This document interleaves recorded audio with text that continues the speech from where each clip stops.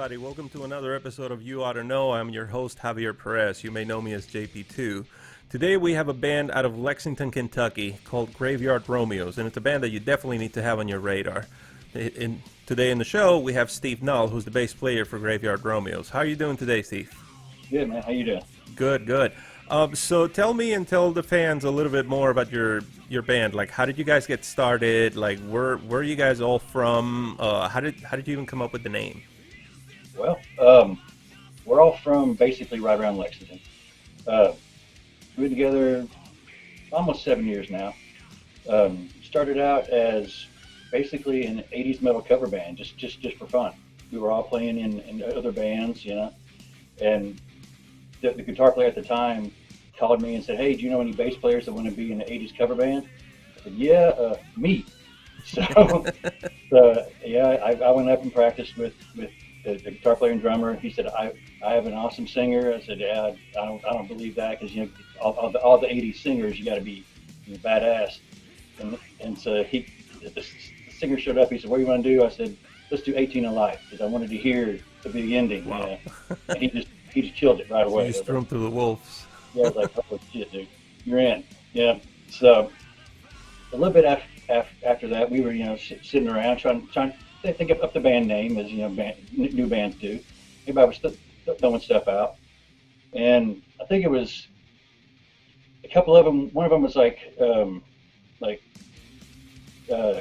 Back Alley Romeos and Graveyard something else, And I said, "Hey guys, why don't we just take those two, put them together?"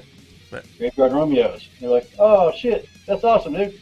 So that's what we've been for forever. And a couple of changes later, couple members later, we got the band that's there now. Which is Jeff Froelich playing drums, Sean Hatchell is our singer, and Patrick Gibson is the guitar player.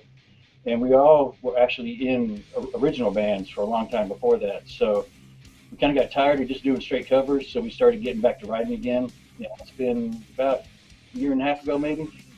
And so now we're back on trying to go more original, but still play the covers, so we can get in the bars and play around town here, because Lexington has changed from an original band place to a cover band place over the last 5-6 years. Yeah, like I played for years in Orlando, and Orlando is like, so up and down when it came to that scene. It's like, one day you woke up and nobody wanted to hear original bands, and then the next day you wake up and everybody wanted to hear original music.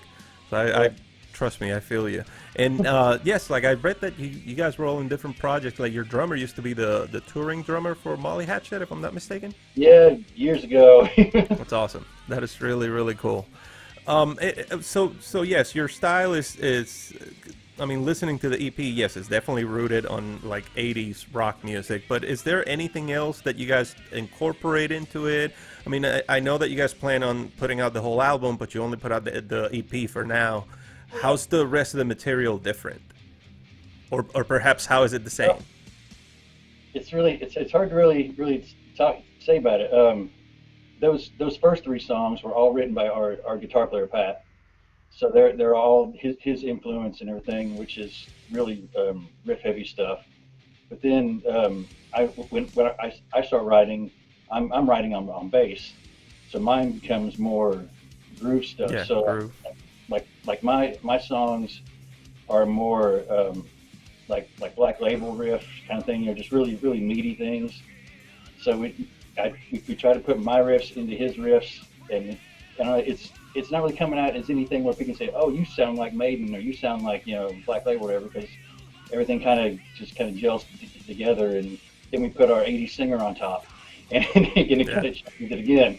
So I'm not really sure about how things are going to end up, but we have 3 or 4 new ones that we're working on, and during this whole quarantine deal, we've been just trading riffs back and forth like crazy, trying to get things to puzzle piece together. Yeah.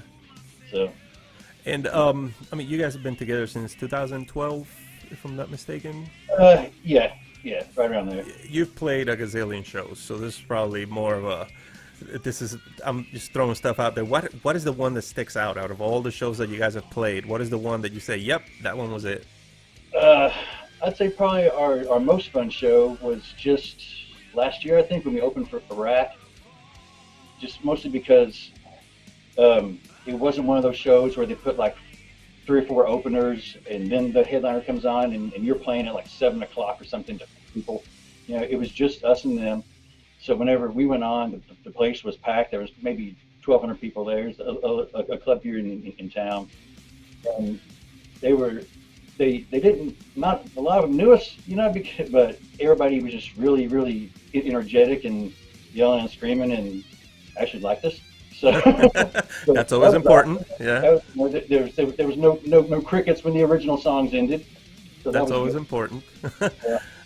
So yeah, you mentioned about trading riffs back and forth during this pandemic and everything. Like, how else have you guys been able to stay busy? I know nobody's playing shows, but you're working on the album. Have you at least been able to rehearse at all or anything? How has it been? Well, we have actually not even seen each other since all this started. um, we really have a hard time practicing anyway because our guitar player lives about 45 minutes an hour away. Our singer lives about 45 minutes an hour away, and everybody works day jobs. You know, it's really hard to get everybody's schedule together to where like I'll get on the old group chat and say, hey guys, you want to practice next week? And the guitar player says, I can do Tuesday, Wednesday, and the singer says, oh, I'm working Tuesday, Wednesday. I can do Friday, so I'm working Friday. Yeah, so it's hard for us to practice at all anyway. So we're just more concentrating on just writing the riffs, and then we'll send them to the singer and the drummer and say, hey guys, what do you think about these? Do you want us to keep working on them? You know, does this song suck? You know, so what do you think? So really, it's just been individual work trying to keep our momentum going internally. Yeah, and That's, I can imagine, like, after a while, like, I remember, like, from my own experience, I got to a point with my bands that the shows were the rehearsals. We were playing so many gigs that it's like we just didn't rehearse and it just went in there. And yeah, if we tried something, it's like, well, let's just try and make it not obvious. yeah. We've done a lot of stuff where the first time we ever played that song was that night. You know, and sometimes it's a huge train wreck. But if it's one of our songs, it doesn't really matter because nobody's ever heard it before. So we Yeah, just keep on trying to push through it and get to the end, and there, exactly. It's, there it goes. it's only weird if it doesn't work, right? Exactly. Yeah. Simple. Play it So wrong, play it twice. like any plans, like, I know you guys have I'm pretty sure the rest, are you going to release the rest of the songs, actually are you going to release the rest of the songs as an EP again, or are you releasing like the next like 7 songs already together as an album? We haven't really just decided. It depends on how much studio time we can get in, you know, in one big block kind of thing. We may end up just going the route of just putting out 1 or 2 every couple of months, you know, just to add to it. I'm not really sure how the final packaging is going to end up, and if we're going to at the end just kind of lump them all together and put them on a CD to, you know, sell at shows and things. All right. So Perfect. Is there anything else that you wanted to say to your fans? I know you guys have quite a big following, and people have to be jonesing to see you guys again on stage yeah, or something. yeah, we get a lot of messages on our page, and when y'all going to get back? When you going to get back? You know, and we're we're trying. We would love to start playing today, you know, but our our governor does not think the bars should be open. So, and if they are, you get like 20 people, you know. And we've done a lot of shows around here where they had to go get more beer because it was just packed. So our fans are not gonna do that kind of thing, you know. So we're just kind of waiting until everything gets back to, you know, normal, and just trying to tell them just keep holding the line there. We are coming back. We are coming back. We're gonna have new songs. Everything's gonna be just as good as it was before. Yep, and they can check out your music. I mean, your music is available everywhere: YouTube, Oh yeah, Spotify, etc. everywhere. Yeah, they can go pretty much anywhere that you can get music online. We're there. Our Instagram, just look at official GYR. Is our thing there? Of course, Facebook, and so we're pretty much everywhere that you can put a band. That's awesome. Steve, it was a pleasure having you in the show. Everybody, don't forget to check these guys out, Graveyard Romeos. Go ahead and give everybody like your social media and your website real quick. Yeah, Facebook, of course, just look for Graveyard Romeos, Instagram, official GYR, Spotify is Graveyard Romeos. Um, our main site right now is graveyardromeos.webs.com, but we're looking into just go ahead and just taking the plunge and just buying the graveyardromeos.com pretty soon.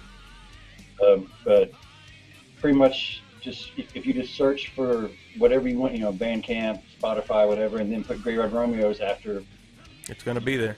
find it. Yeah. Perfect. Perfect. Steve, it was a pleasure to have you on the show. And thank you, everybody, for watching. Check these guys out. Graveyard Romeos out of Lexington, Kentucky. All right? Steve, thank you. Thank you, Javier. See ya. Check it.